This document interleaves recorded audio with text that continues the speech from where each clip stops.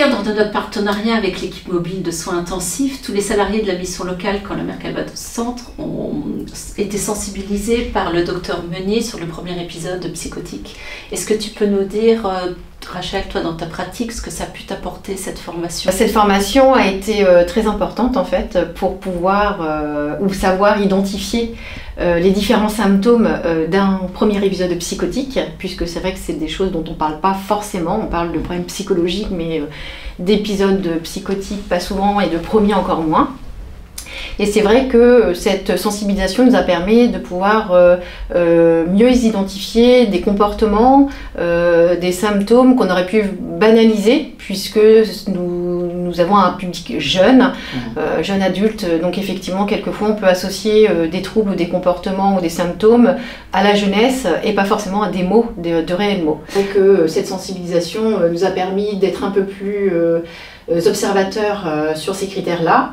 Et puis nous avons également eu un questionnaire à faire remplir, donc quand on avait une petite suspicion de crise, de premier épisode psychotique, un questionnaire à faire remplir donc aux jeunes afin donc de pouvoir avoir un score final qui en fonction nous permettra d'orienter ou pas le jeune vers l'EMSI. En quoi consiste ce questionnaire? Donc il y a une multitude de questions assez simples, donc avec comme réponse vrai ou faux, et avec un degré de réponse complémentaire en fonction donc de la réponse. Ça va de légère à sévère en fonction de la réponse. Donc à quel moment un conseiller en entretien avec un jeune s'alerte et oriente vers l'équipe mobile de soins intensifs? Alors normalement, s'il y a un score de 7 réponses positives, on se doit d'orienter donc le questionnaire du jeune vers l'EMSI. En fonction également de la manière de remplir le questionnaire, moi je me suis vue déjà avec 6 réponses positives, mais avec des réponses un peu brouillonnes. Je me suis permise d'envoyer quand même ce questionnaire sur l'EMSI puisque ça me posait question sur la compréhension, mais au-delà de ça, sur l'état général psychologique du jeune. Alors concrètement, comment ça se passe? Le jeune remplit tout seul le questionnaire? Alors, chez lui, pendant l'entretien? Non, c'est sûr, donc c'est pendant l'entretien. Moi, je lui réexplique la manière de remplir le questionnaire pour que ça soit très clair pour lui et savoir s'il a des questions. Je regarde pas ce qu'il fait dans un premier temps, je le laisse remplir, compléter le questionnaire. Par contre, je suis disponible s'il y a des choses qu'il ne comprend pas pour pouvoir lui expliquer. Elle se fait de quelle façon? Alors l'orientation, déjà c'est avec l'accord du bénéficiaire, bien évidemment. Et puis donc j'envoie directement le questionnaire avec les réponses par mail sur l'adresse qu'on nous a laissée, avec donc quelques informations complémentaires sur les coordonnées de la personne, et puis également le ressenti qu'on a pu avoir lors de l'entretien, et pourquoi on avait fait remplir le questionnaire. L'EMSI te fait un retour, t'informe de quelle suite est donnée à l'envoi de ce questionnaire? Oui, déjà j'ai la bonne confirmation de la réception du mail envoyé avec le questionnaire, donc déjà je sais que ça a été transmis. Après je sais que les professionnels de santé se réunissent sous forme de commission pour pouvoir évaluer tous les dossiers, et une fois que cette commission est passée, ils reviennent vers moi pour me dire s'ils vont recontacter le jeune ou pas, et s'ils recontactent le jeune, si c'est une évaluation chez eux, une réorientation. Est-ce que tu pourrais nous parler de l'accompagnement que tu as pu mener avec Evan, qui va nous permettre d'illustrer et de comprendre quel lien il y a entre la mission locale et... Moi je l'accompagne dans le cadre d'un contrat engagement jeune, donc appelé CEJ également. Evan, je l'ai eu quelques temps avant la sensibilisation de l'EMSI en accompagnement.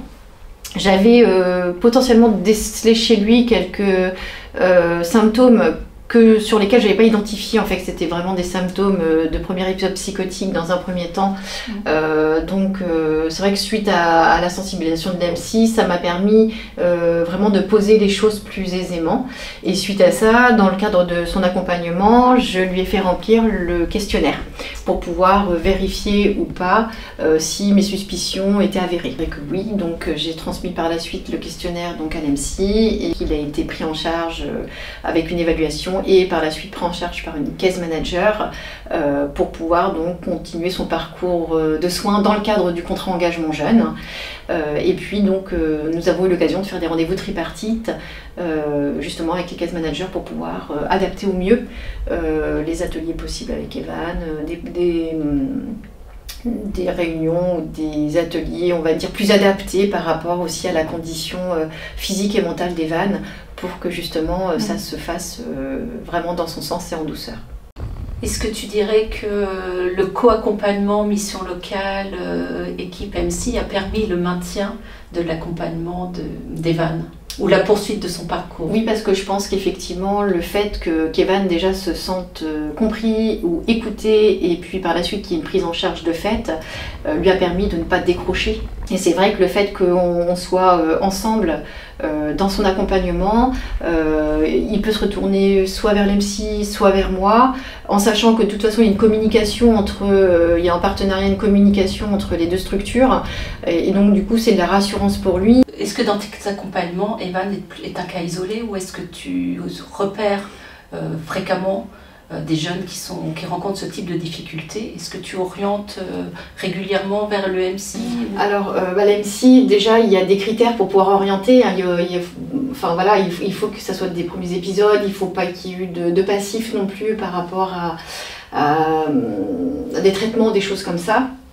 Donc voilà, donc c'est vrai que déjà on ne peut pas orienter tout le monde, il faut vraiment que ça reste dans ce critère-là, hein, c'est important. Et puis effectivement j'ai eu d'autres personnes que j'ai orientées vers l'MC sur lesquelles j'avais décelé d'autres symptômes qui étaient différents. Et c'est vrai que du coup, pareil, questionnaire, et puis donc par la suite orientation avec une évaluation qui est actuellement en cours d'ailleurs au niveau de l'MC. Est-ce que tu dirais que c'est une plus-value pour toi dans l'accompagnement des jeunes en insertion? C'est clairement une plus-value parce qu'on se sentait un petit peu désarmé sur cette typologie de problématiques. À l'heure d'aujourd'hui, il y a beaucoup de jeunes qui ont des soucis psychologiques.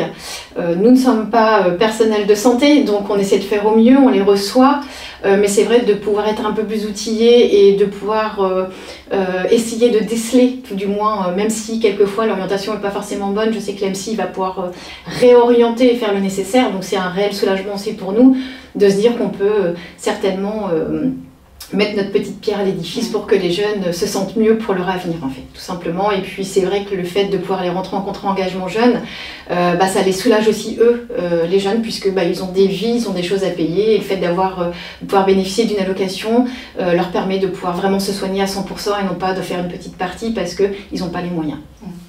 Et de reprendre le parcours d'insertion sociale et par la suite, tout à fait, on reprend le parcours social, puisque de toute façon on est en relation avec l'MC. On reprend le parcours professionnel d'insertion au moment où c'est faisable, où tous les freins ont été enlevés, où les leviers ont été activés pour que le jeune puisse reprendre un parcours beaucoup plus simplement et sereinement.